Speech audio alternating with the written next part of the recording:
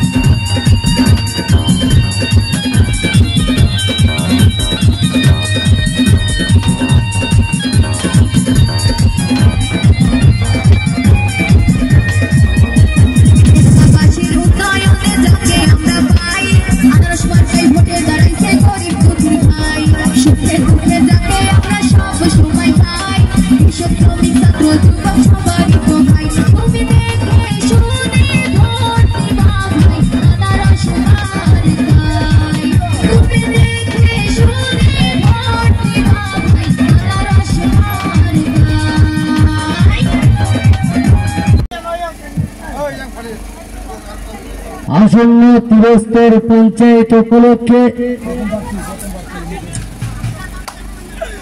সর্বশেষ প্রচার।